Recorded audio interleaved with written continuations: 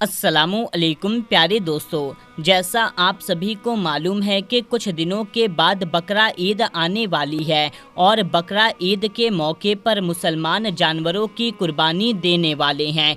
लेकिन जैसे ही बकरा ईद करीब आती है, कुछ ना समझ लोग इसको लेकर के तरह तरह के सवाल उठाना शुरू कर देते हैं और वो कहते हैं कि मुसलमान बकरा ईद क्यों मनाते हैं और बेज़ुबान जानवरों की कुर्बानी क्यों देते हैं, इसके पीछे क्या मज़ा है।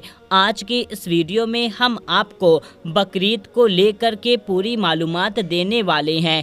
आज हम आपको बताने वाले हैं कि मुसलमान बकरा ईद क्यों मनाते हैं और इस दिन जानवरों की कुर्बानी क्यों दी जाती है। इसलिए आज ये वीडियो आप सभी के लिए बहुत ही ज़्यादा ख़ास है। हिंदू हो या मुसलमान, आप इस वीडियो को पूरा आखिरी तक ज़रूर से देखते रहिए और मेहरबानी करके इसे आगे भी शेयर कर दीजिए ताकि बकरा ईद आने से पहले पहले ये वीडियो और भी लोगों तक पहुंच जाए। तो चलिए शुरू करते हैं। प्यारे दोस्तों, जैसा कि आप सभी को मालूम है कि हर त्यौहार को मनाने के पीछे कोई ना कोई वजह या कहानी ज़रूर होती है। उसी तरह से बकरा ईद मनाने और कुर्बानी देने के पीछे इस्लाम में एक वाक़या है। याद रहे, अल्लाह ताला अपने महबूब बंदों से यानी कि नबी और पैगंबरों से मोहब्बत किया करते हैं और वक्त वक्त पर इम्तिहान भी लेते रहते हैं। इसी तरह से एक बार हज़रत इब्राहिम अलैहिस्सलाम का इम्तिहान लिया गया। हज़ारों साल पहले की बात है। एक रोज़ इब्राहिम अलैहिस्सलाम अपने घर में आराम फरमा रहे थे। उनकी आँख लग गई, यानी कि आप पर नींद गालिब हो गई। तभी आप अलैहिस्सलाम ने ख्वाब में देखा कि अल्लाह तबारक व तआला आपसे फरमा रहा है, ए इब्राहिम, अपनी सबसे प्यारी और अजीज़ चीज़ मेरी राह में कुर्बान करो। प्यारे दोस्तों, याद रहे, नबियों और पैगंबरों का ख्वाब कभी झूठा नहीं हो सकता। इसलिए इब्राहिम अलैहिस्सलाम ने ये ख्वाब सच जाना और अपनी अजीज़ चीज़ को अल्लाह की राह में कुर्बान करने के लिए तैयार हो गए। उस वक्त इब्राहिम अलैहिस्सलाम के पास में काफ़ी ज़्यादा तादाद में ऊँट हुआ करते थे।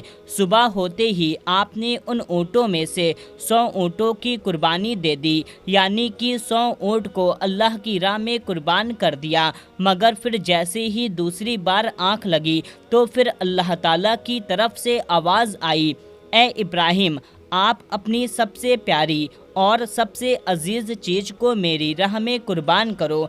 फिर हज़रत इब्राहिम अलैहिस्सलाम ने दूसरे दिन 200 ऊँटों की कुर्बानी दे दी, यानी कि 200 ऊँट अल्लाह की राह में कुर्बान कर दिए। फिर तीसरी रात आँख लगी, फिर से अल्लाह ताला की तरफ से वही आवाज़ आई, ए इब्राहिम, आप अपनी सबसे प्यारी और सबसे अजीज़ चीज़ को मेरी राह में कुर्बान करो। ये सुनकर के आप अलैहिस्सलाम सोचने लगे कि मेरे लिए सबसे अजीज़ और सबसे प्यारी चीज़ तो मेरा बेटा इस्माइल है। आप सोचने लगे, कहीं अल्लाह ताला ये तो नहीं देखना चाहता कि मैं सबसे ज़्यादा प्यार किससे करता हूँ, अपने फ़र्जंद से यानी कि अपने बेटे इस्माइल को करता हूँ या अपने खालिक हकीकी से करता हूँ। प्यारे दोस्तों, हम आपको ये बता दें कि हज़रत इब्राहिम अलैहिस्सलाम और हज़रत हाजरा का एक ही बेटा था और वो भी काफ़ी दुआ और मन्नत करने के बाद में अल्लाह ताला ने आपको बुढ़ापे की उम्र में अता किया था। इसलिए हज़रत इब्राहिम और हज़रत हाजरा ने अपने बेटे से बहुत प्यार किया करते थे। जैसे ही आप अलैहिस्सलाम ने अल्लाह ताला का ये हुक्म सुना तो आपने फ़ौरन ये इरादा कर लिया कि वो अपने सबसे अजीज़ और अपने प्यारे बेटे इस्माइल को अल्लाह की राह में कुर्बान कर देंगे। फिर दूसरे दिन हज़रत इब्राहिम अलैहिस्सलाम ने अपनी बीवी हज़रत हाजरा से कहा, ए हाजरा, अपने बेटे को गुस्ल कराओ और नए नए कपड़े पहनाओ और खुशबू लगा करके बिल्कुल दुल्हे की तरह तैयार कर दो। आज हम अपने एक दोस्त की दावत पर जा रहे हैं। ये सुनकर के आपकी बीवी हाजरा बहुत खुश हुई और अपने बेटे इस्माइल को तैयार कर दिया। फिर जब हज़रत इब्राहिम अलैहिस्सलाम अपने प्यारे बेटे इस्माइल को लेकर के फ़िलिस्तीन से मक्का की तरफ रवाना होने लगे, तभी आपके घर में एक शैतान दाखिल हुआ और वो आपकी बीवी हज़रत हाजरा से कहने लगा, ऐ हाजरा, क्या तुम्हें पता है तुम्हारे प्यारे बेटे को कहाँ ले जा रहे हैं? तुम्हारे प्यारे बेटे को तुम्हारे शौहर किसी दोस्त की दावत पर नहीं ले जा रहे, बल्कि तुम्हारे प्यारे बेटे इस्माइल को कुर्बानी करने के लिए ले जा रहे हैं, यानी कि मारने के लिए ले जा रहे हैं। ये सुनकर के हज़रत हाजरा ने कहा, मैं अपने इब्राहिम को अच्छी तरह से जानती हूँ, भला एक बाप अपने बेटे को क्यों मारेगा?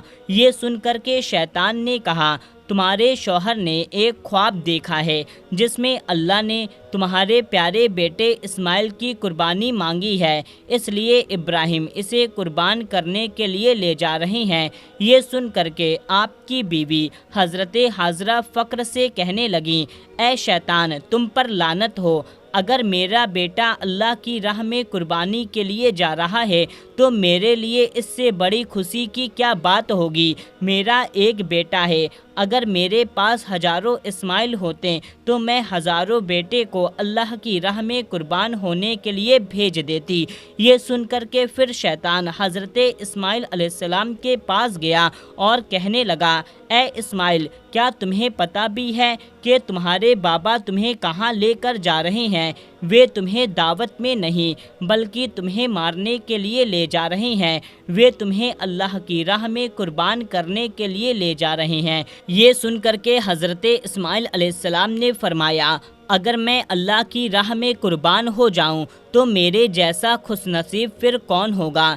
ये सुनकर के शैतान बहुत मायूस हुआ, इसलिए ये फिर इब्राहिम अलैहिस्सलाम के पास पहुंचा और कहने लगा, इब्राहिम, अपने प्यारे बेटे को कुर्बान करने के लिए क्यों ले जा रहे हो? तुम्हें पता भी है तुम्हारी ये कुर्बानी अल्लाह की बारगाह में कबूल होगी या नहीं? दूसरी बात, जब तुम अपने ये बेटे को कुर्बान कर दोगे, तुम्हारे बुढ़ापे में तुम्हारी खिदमत कौन करेगा? बुढ़ापे में तुम्हारी देखभाल कौन करेगा?